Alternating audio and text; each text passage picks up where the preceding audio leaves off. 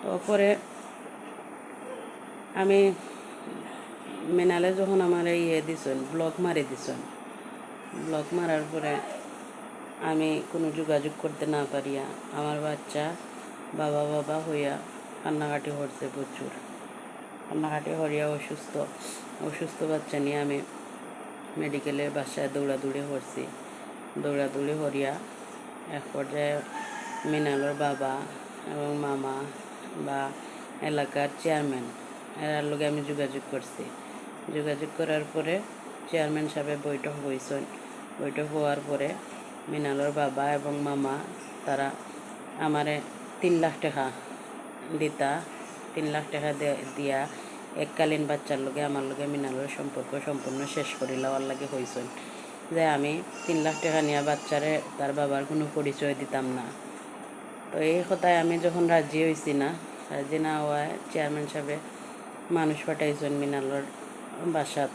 তখন মিনালে হয়েছেন যে আমি তান বউ বা আমার ছেলে তান বাচ্চা কিন্তু ধর্মীয় ঝামেলার লাগে তাই স্বীকার করতে আর না, যত টাকা নিয়েও ওটা যাতে সমাধান করিয়া দিলেন তারা একদিনের ভিতরে।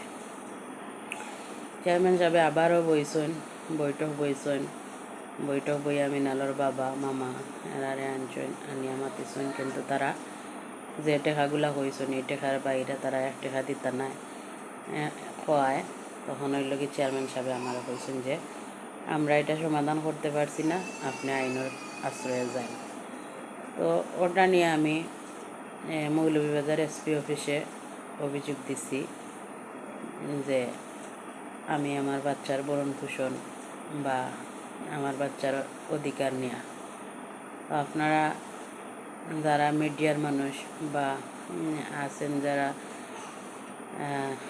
প্রশাসনের, সবার কাছে আমার একটাই অনুরোধ, আমি খুব অসহায় অবস্থানে আছি, আমার নির্দিষ্ট কোনো জায়গা নাই বা কোনো আমি আমার বাচ্চা নিয়ে থাকতাম এরকম অবস্থান নাই।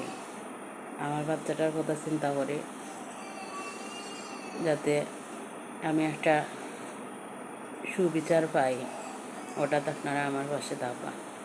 ধন্যবাদ।